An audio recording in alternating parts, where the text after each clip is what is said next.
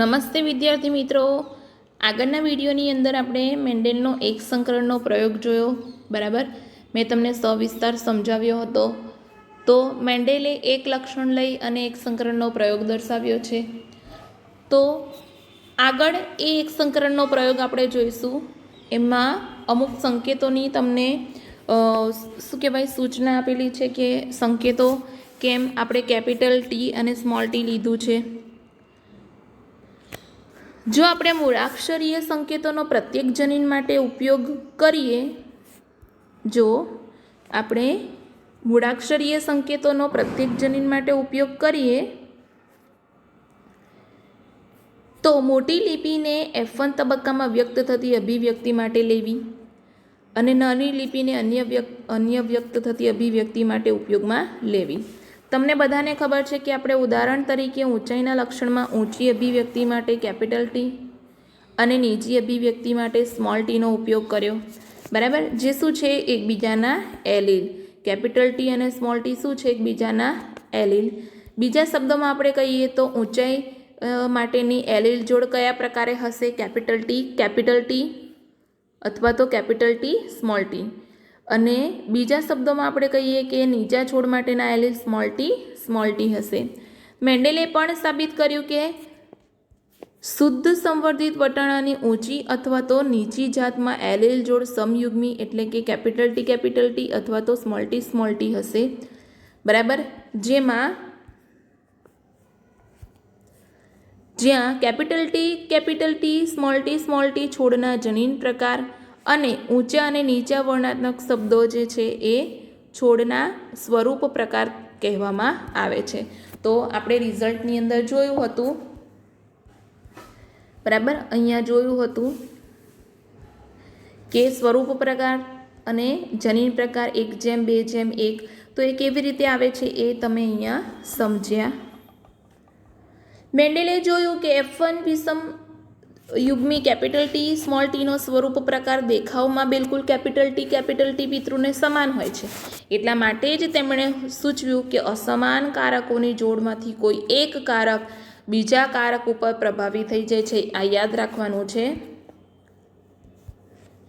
કે મેન્ડેલે સૂચવ્યું શું કે અસમાન કારકોની જોડમાંથી કોઈ એક કારક બીજા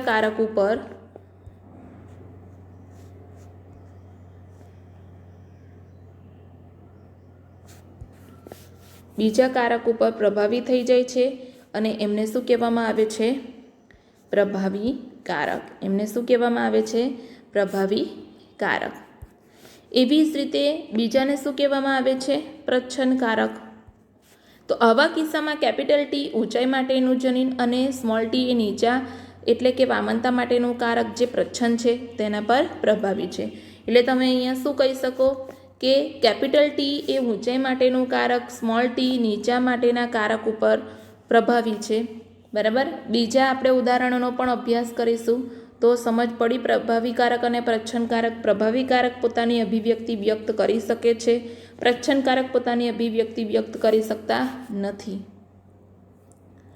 ત્યાર પછી તમને આપેલું છે કે પ્રભાવિતા અને પ્રચ્છન્નતા ની સંકલ્પનાને યાદ રાખવા માટે આ જ અનુકૂળ રહેશે. એટલે કે મોટા અને નાના અક્ષરોનો પ્રયોગ. કેપિટલ ટી ઊંચા માટે કેપિટલ ટી અને નીચા માટે આપણે સ્મોલ ડીનો ઉપયોગ નથી કર્યો. કેમ કે યાદ રાખવું કઠિન રહેશે. મેં તમને પહેલાં સમજાવ્યું હતું.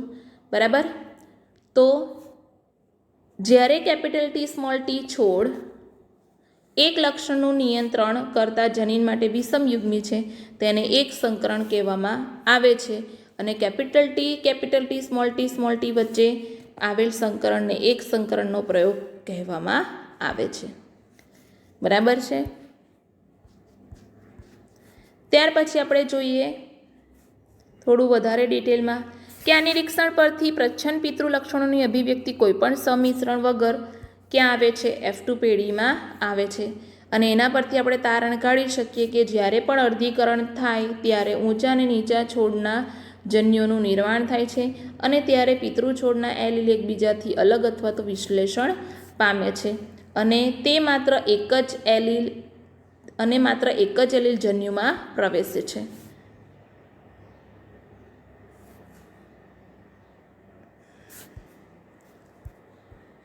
એલીલનું વિશ્લેષણ યાદચ્છિક હોય છે, એટલે કે રેન્ડમ હોય છે. શું કહેવાય, અનાયાસે જ એમનું વિશ્લેષણ થઈ જાય છે અને જન્યુમાં કોઈ એક એલીલ દાખલ થઈ જાય છે. જન્યુમાં કોઈ એક એલીલ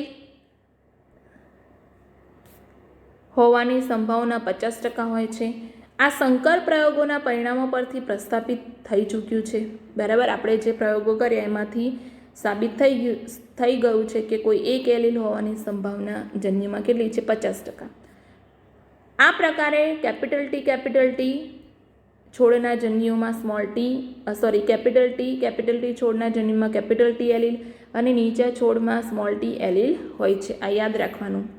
ફલન દરમિયાન આ બે એલીલો કેપિટલ ટી એક પિતૃમાંથી પરાગના માધ્યમ દ્વારા અને સ્મોલ ટી બીજા પિતૃમાંથી અંડકોષના માધ્યમથી આવીને જોડાય અને શું બનાવે છે? યુગ્મનદનું નિર્માણ કરે છે. શેનું નિર્માણ કરે છે? યુગ્મનદનું નિર્માણ કરે છે. જેમાં એક કેપિટલ ટી એલીલ અને બીજો સ્મોલ ટી એલીલ હોય છે. યુગ્મનદનું નિર્માણ કરે, સૌપ્રથમ યુગ્મનદ આપણે નિર્માણ કર્યું હતું તો એમાં શું હોય છે? કેપિટલ ટી એલીલ અને બીજો એલીલ કયો હોય છે? Small T allele. બરાબર. બીજા શબ્દોમાં સંકરણમાં કેપિટલ ટી સ્મોલ ટી હોય છે. બીજા શબ્દોમાં આપણે કહીએ તો સંકરણમાં કેપિટલ ટી સ્મોલ ટી હોય છે, જે વિરોધાભાસી લક્ષણો પ્રદર્શિત કરતા એલીલ ધરાવે છે અને આ છોડ કેવા હોય છે? વિષમ યુગ્મી. હવે આને આપણે પીનટ સ્ક્વેરમાં શું કહેવાય? પ્રસ્થાપિત કરીએ છીએ. આપણે જોયું કે પ્યુનેટ સ્ક્વેર આકૃતિ 5.4ના અધ્યયનની મદદથી પિતૃઓ દ્વારા જન્યુઓનું ઉત્પાદન, ફલિતાંડનું નિર્માણ, F1 F2 સંતતિના છોડને સમજી શકાય છે. બરાબર.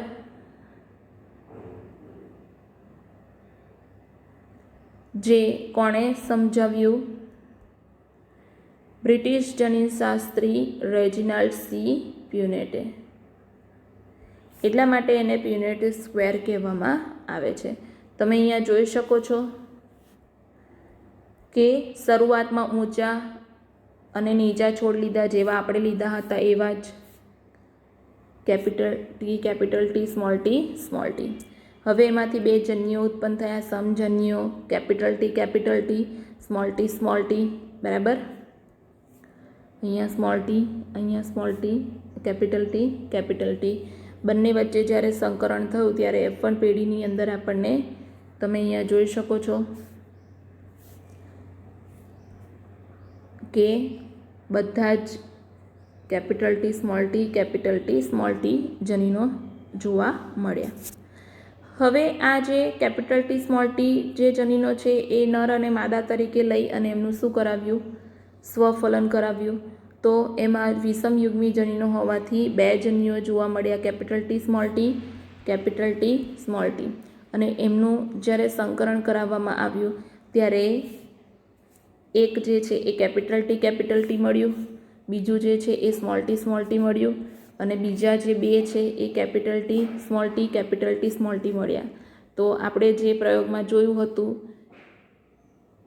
એ એક મળ્યા, કેપિટલ ટી સ્મોલ ટી એ બે મળ્યા અને સ્મોલ ટી એક મળ્યા. એટલા માટે એમનો જનીન પ્રકાર 1:2:1 છે. તમે અહીંયા જોઈ શકો છો એનો જનીન પ્રકાર. બરાબર. 1:2:1 અને સ્વરૂપ પ્રકાર 3:1, કેમ કે 3 કેવા છે? ઊંચા. ક્લિયર? તો આ મેન્ડેલના પ્યુનેટ સ્ક્વેરમાં એમને સમજાવ્યું. પ્યુનેટ સ્ક્વેરમાં ઊંચા કેપિટલ ટી અને નીચા છોડ દ્વારા જન્યુ ઉત્પન્ન થયા અને F1 સંતતિમાં બધા જ છોડ કેવા મળ્યા? Capital T small T. અને એમને પરાગિત કરાવવામાં આવ્યા અને F1 પેઢીના અંડકોષ અને પરાગરજને જ્યારે સંકરણ કરાવવામાં આવ્યું ત્યારે F2 પેઢીની અંદર શું કહેવાય? એક મિનિટ. F1 પેઢીના માદા અને નરને ક્રમશઃ સંકેત દ્વારા દર્શાવવામાં આવે છે. બીજું કે કેપિટલ ટી સ્મોલ ટીના F1 છોડ સ્વફલન કરાવવાથી એમની સંખ્યામાં કેપિટલ ટી અને સ્મોલ ટીના અંડકોષને પરાગિત કરવાની સંભાવના કેટલી થઈ ગઈ? 50%. આ ઉપરાંત જનીન પ્રકાર સ્મોલ ટીના પરાગરજના જનીન પ્રકાર કેપિટલ ટી અને જનીન પ્રકાર સ્મોલ ટીના અંડકોષને પરાગિત કરવાની સંભાવના પણ કેટલી થઈ ગઈ? 50%.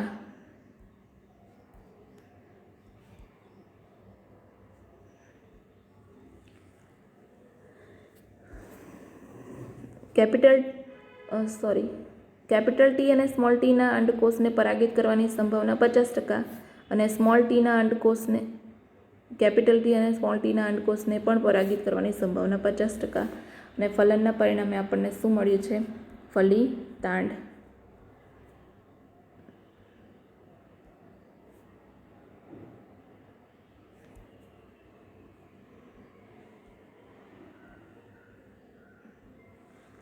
આમ કેપિટલ ટી સ્મોલ ટી અથવા તો સ્મોલ ટી જનીન પ્રકારના હોઈ શકે.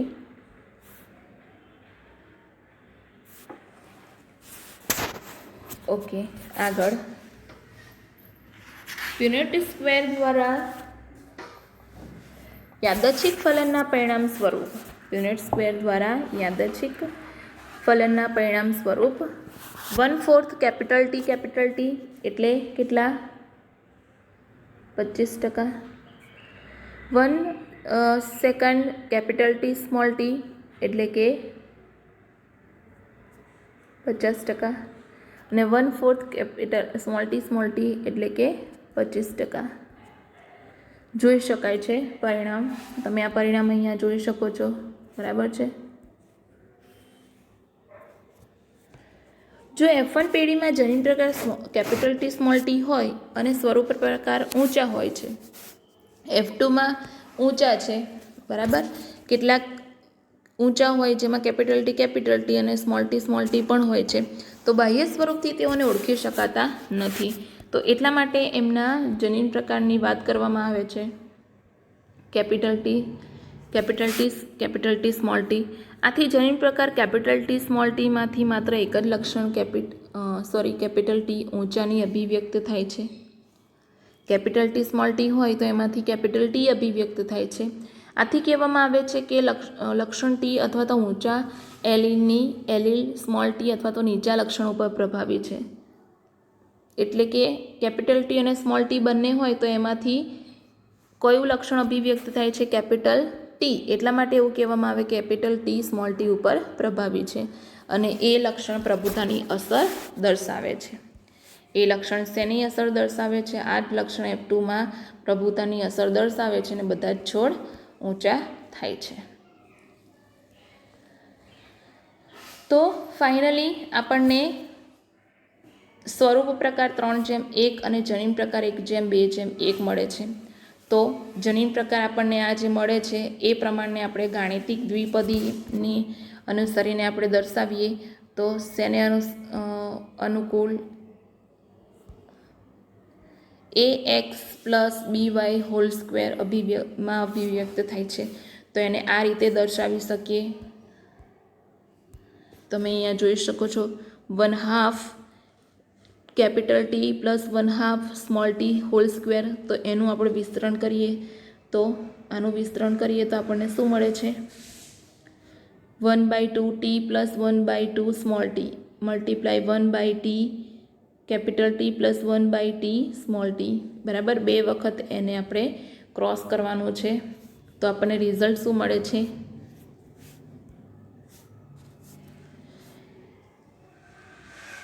કે આને આપણે આની સાથે ગુણીએ તો આ મળશે 1/4 કેપિટલ ટી.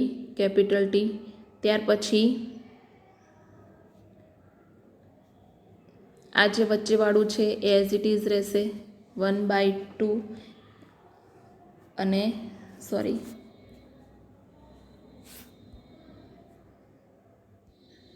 ફરીથી કે ધારો કે આપણે 1/2 ને 1/2 કેપિટલ ટી સાથે જોડીએ તો આપણને આ રિઝલ્ટ મળે છે. ત્યાર પછી 1/2 ને 1/ સ્મોલ ટી ને 1/ કેપિટલ ટી સાથે ક્રોસ કરીએ તો આપણને આ રિઝલ્ટ મળે છે. અને ત્યાર પછી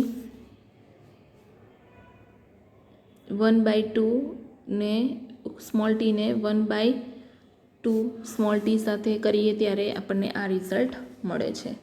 તો આ જે રિઝલ્ટ મળ્યું એ તમારે યાદ રાખવાનું છે. મેન્ડેલે F2 છોડને સ્વફલન કરાવ્યા અને જોયું કે F3 અને F4 પેઢીમાં પણ F2ના નીચા છોડ માત્ર નીચા જ ઉત્પન્ન થાય છે. F2માં જે જોવા મળ્યું એ F3 અને F4 પેઢીમાં પણ જોવા મળ્યું અને એટલા માટે એમણે તારણ કાઢ્યું કે નીચાનો જનીન પ્રકાર સમયુગ્મી હતો. બરાબર, નીચા છોડનો જનીન પ્રકાર કેવો છે? સમયુગ્મી.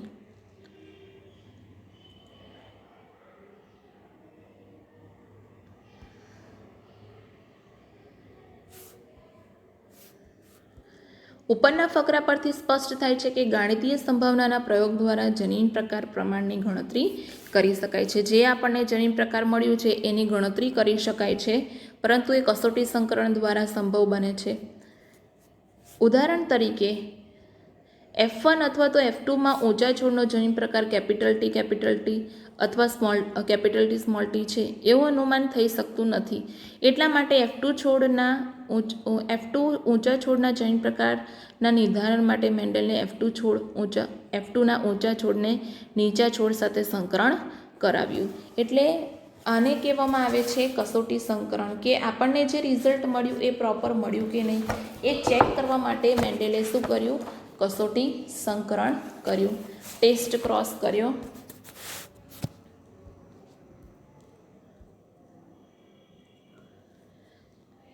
બીજું કે આકૃતિમાં તમને દર્શાવેલું છે 5.5માં જે કસોટી સંકરણ કર્યું એ કસોટી સંકરણ તમને દર્શાવેલું છે. તમે અહીંયા જોઈ શકો છો કે શું કહેવાય? WW કેપિટલ, એટલે કે એમણે લક્ષણો કયા લીધા છે એ તમારે સમજવાનું છે. પહેલાં કે કસોટી સંકરણના પરિણામ દર્શાવવા માટે જાંબલી રંગના પુષ્પ સફેદ રંગના પુષ્પ પર પ્રભાવી છે. એટલે જાંબલી એટલે WW કેપિટલ અને સફેદ રંગ સ્મોલ w, બરાબર, એ વ્હાઈટ. તો અહીંયા તમે જોઈ શકો છો કે અહીંયા આવો W છે સ્મોલ અને અહીંયા કેપિટલ W છે. તો બંનેનું જ્યારે સંકરણ કરવામાં આવે ત્યારે આપણને બધા જ કેપિટલ W, સ્મોલ w શું કહેવાય જનીન પ્રકાર જોવા મળે છે. ધેટ મીન્સ કે બધા જ પુષ્પો કેવા જોવા મળશે? જાંબલી. બધા જ પુષ્પો કેવા જોવા મળશે? જાંબલી. કેમ કે કેપિટલ W એ અહીંયા પ્રભાવી છે. કેપિટલ W શું છે? અહીંયા પ્રભાવી છે. એટલા માટે બધા પુષ્પો કેવા જોવા મળે છે? જાંબલી. હવે બીજી પોસિબિલિટી લીધી. બીજી પોસિબિલિટીની અંદર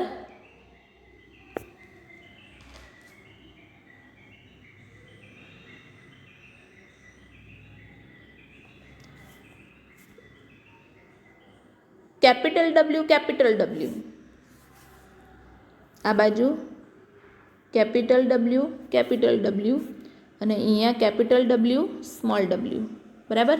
તો જ્યારે પણ એમને ક્રોસ કરાવીએ તો એમને બે પ્રકારના પ્રમાણ મળે છે. કેપિટલ W, સ્મોલ w એ 50% મળે છે અને સ્મોલ w એ 50% મળે છે. તો અડધા પુષ્પો જાંબલી અને અડધા પુષ્પો સફેદ. ધેટ મીન્સ કે અહીંયા જે આપણને શું કહેવાય કસોટી સંકરણ આપ્યું છે એ કસોટી સંકરણ પ્રમાણે આ જે આપણને રિઝલ્ટ મળ્યા છે એ અહીંયા સાબિત થાય છે કે એ જે રિઝલ્ટ છે એ સાચા રિઝલ્ટ છે. બરાબર. તો આને તમે એક સંકરણના પ્રયોગને લઈને પણ એનું તમે શું કહેવાય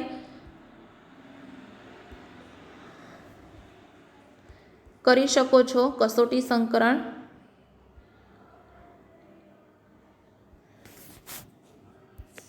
કરીએ આપણે આ શું છે કરીએ છીએ કસોટી સંકરણ. કસોટી સંકરણ કરીએ તો ધારો કે આપણે પહેલી પોસિબિલિટી લીધી કેપિટલ T, સ્મોલ t. તો બંનેમાંથી જન્યુઓ કેપિટલ ટી, આમાંથી જન્યુ સ્મોલ ટી આવશે, બરાબર. તો આપણને રિઝલ્ટમાં શું મળશે? કેપિટલ ટી અને કેપિટલ ટી સ્મોલ ટી, બરાબર. તો બધા જ કેવા છોડ થશે? ઊંચા છોડ F1 પેઢીમાં. હવે આગળ બીજી પોસિબિલિટી, કેપિટલ ટી એનું ફલન એમ કેપિટલ ટી સ્મોલ ટી સાથે. તો કેપિટલ ટી જન્યુ, કેપિટલ ટી જન્યુ, કેપિટલ ટી જન્યુ અને સ્મોલ ટી જન્યુ. આપણે જે જાંબલી અને સફેદ પુષ્પોનું જે ઉદાહરણ લીધું ને એના જેવું જ આ ઉદાહરણ છે. કેપિટલ ટીનું કેપિટલ ટી સાથે, કેપિટલ ટીનું સ્મોલ ટી સાથે, કેપિટલ ટીનું કેપિટલ ટી સાથે અને કેપિટલ ટીનું સ્મોલ ટી સાથે. તો તમે અહીંયા જોઈ શકો છો કે 50% ઊંચા છોડ જોવા મળ્યા અને 50% નીચા છોડ જોવા મળ્યા. તો તમે અહીંયા રિઝલ્ટ લખી શકો છો. આ જે છે F2 પેઢી છે અને અહીંયા પરિણામમાં લખી શકો છો કે 50% ઊંચા, જેવી રીતે અડધા જાંબલી અને અડધા સફેદ હતા એવી રીતે 50% ઊંચા અને 50% નીચા છોડ જોવા મળ્યા. તો આ જે પરિણામ છે એક શું કહેવાય, એક સંકરણના પ્રયોગનું પરિણામ જે મળ્યું એ અહીંયા સાબિત થાય છે, રાઈટ. તો આ થઈ ગયું એક સંકરણના પ્રયોગની ચર્ચા. હજી આપણે એક સંકરણના પ્રયોગને સમજવા માટે મેન્ડેલે આનુવંશિકતાના સિદ્ધાંતો અને નિયમો આપ્યા હતા. 2 નિયમ હતા, પ્રભુતાનો નિયમ અને વિશ્લેષણનો નિયમ, જે આપણે નેક્સ્ટ સેશનની અંદર જોઈશું.